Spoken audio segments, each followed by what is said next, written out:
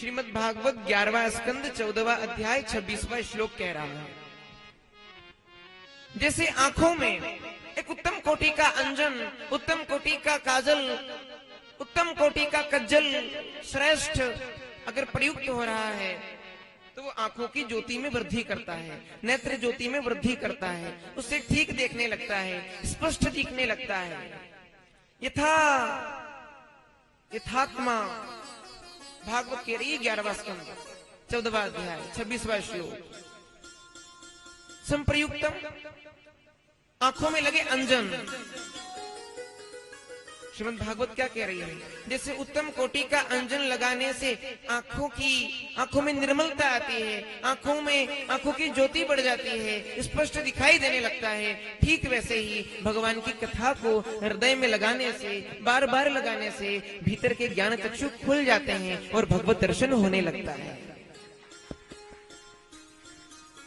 तथा तथा पश्यति वस्तु सूक्ष्मम, फिर वस्तुओं में सूक्ष्मता दिखती है, फिर अज्ञान नहीं दिखता, फिर मन की मूर्ता दूर होने लगती है, फिर चित्त का चांचल्य दूर होने लगता है, फिर प्रमाद नहीं रहता, विषाद नहीं रहता और अज्ञान का भंजन होने लगता है। तो अज्ञान का भंजन करने वाली यह कथा बड़े सौभाग्य से प्राप्त हुई है।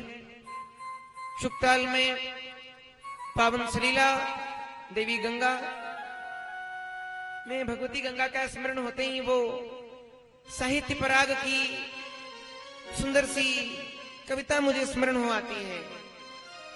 शांत स्निग्ध ज्योत्सना अपलक अनंत नीरव भूतल पर। अरे सुमित्रानंद पंत जी ने जब अपनी लेखनी चलाई नौका विहार, शांत स्निग्ध ज्योत्सना अपलक अनंत नीरव भूतल पर, शेकत शया पर दुग्ध धवल तरल त्वंगी गंगा, लेटी है श्रांत क्लांत ग्लांत तापस बाल गंगा सी निर्मल। ज्योत्सना अपलक अनंत और पुण्य सलीला है, गंगा है। गंगा पापम हंती शशि तापम हंती दैन्यम कल्पतरुस्तथा पापम तापम च दैन्यम च दिनंती संतो महाशया। जो आपके पाप को दूर कर दे, आपके ताप को दूर कर दे, मन की मलिनताओं को दूर कर दे। जनमुख सन्मुख होई जीव जब मोही, जन्म कोटि अघनाशक तब ही। तो जो आपके जन्म जन्मांतरों के पापों का नाश कर दे, जीव को कृतकृत्य कर दे, भगवत सायुज्य प्रदान कर दे, ऐसी भगवती गंगा के चरणों में प्रणाम करते हैं। बोल गंगे माते की।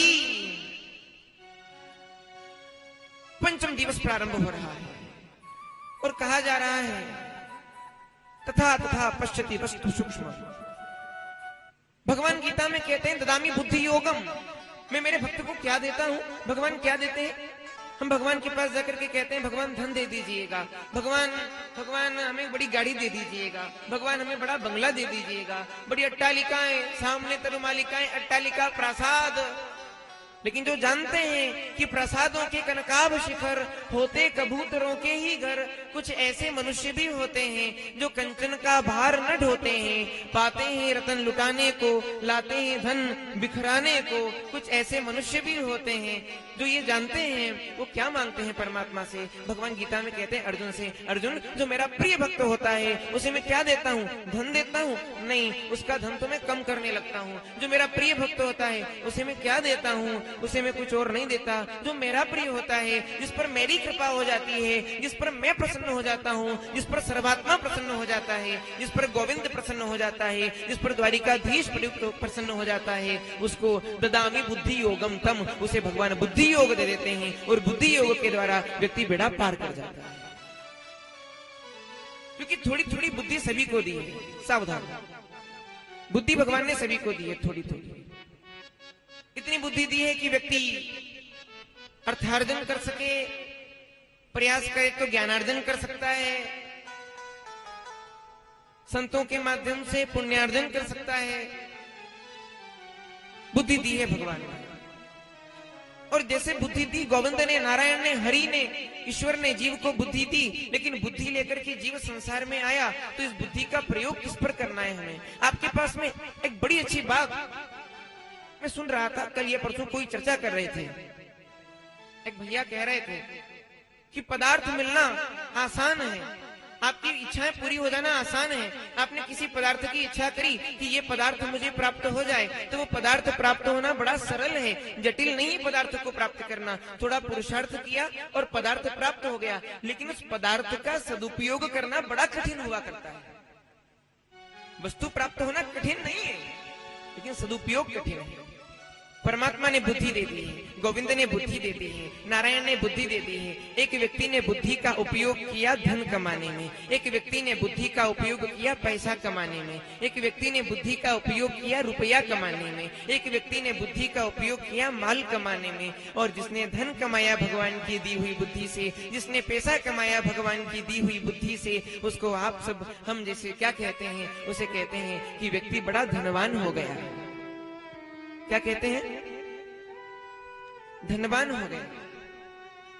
भगवान की दी हुई बुद्धि से जो धन कमाता है वो धनवान कहलाया जाता है। बुद्धि से सावधान, जो धन कमा रहा है वो धनवान बन जाता है। और एक और व्यक्ति जिसने भगवान की दी हुई बुद्धि है, उस बुद्धि से व्यक्ति ने क्या किया, गोविंद की दी हुई बुद्धि, नारायण की दी हुई बुद्धि, ईश्वर की दी हुई बुद्धि, परमात्मा की दी हुई बुद्धि, परमात्मा की दी हुई बुद्धि से पैसा कमा लिया, रुपया कमा लिया, अर्थार्जन कर लिया, तो वो धनवान बन गया। दूसरा व्यक्ति होता है जिसने भगवान की दी हुई बुद्धि से पैसा नहीं कमाया, उसने पैसे के साथ गुण भी कमाया, गुणों का संचय किया। सीमित जल भरई तालाबा, इमी सतगुण सतजन पही आवा।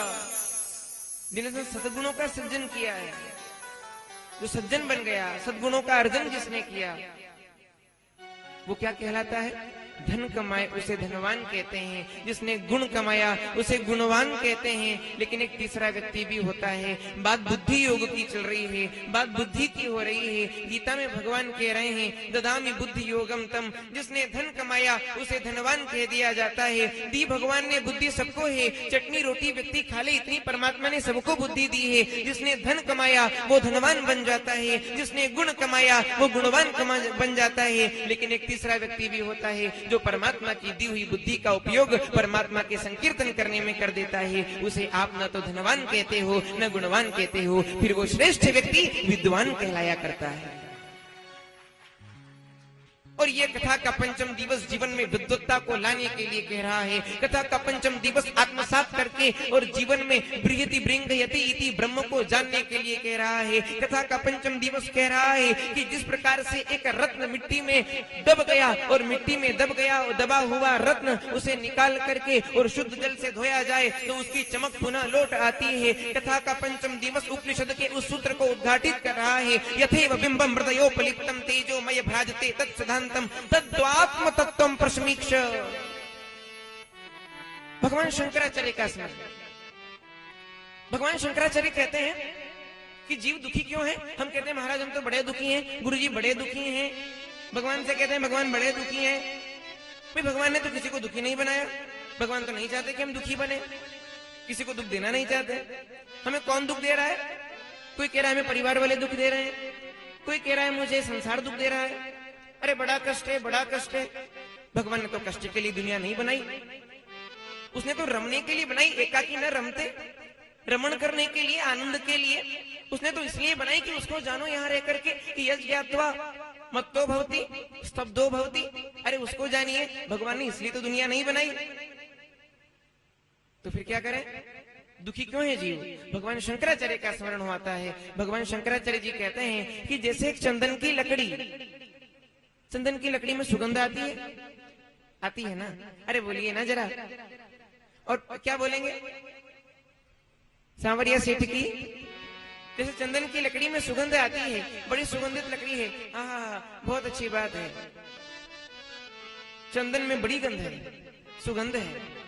वो चंदन की लकड़ी अगर किसी सरोवर में डाल दी जाए अथवा किसी जल में डाल दी जाए, जल के पात्र में डाल दी जाए, चली गई, उसे रख दिया गया। एक दिन, 2 दिन, 3 दिन और कुछ दिनों तक वो रखी रही या सरोवर के भीतर पड़ी रही, तो उस चंदन की लकड़ी में से सुगंध आएगी? नहीं आएगी। उसमें से बड़ी दुर्गंध है, पास से नहीं निकला जा रहा। अरे बड़ी अच्छी लकड़ी है लेकिन दुर्गंध आने लग गई है, उस पे फफूंदी लग गई है, उस पर जीवाणु और नाना प्रकार की चीजें उसके आसपास आ गई है, दुर्गंध आ रही है, वो ही चंदन की लकड़ी है। लेकिन उस चंदन की लकड़ी को जैसे बाहर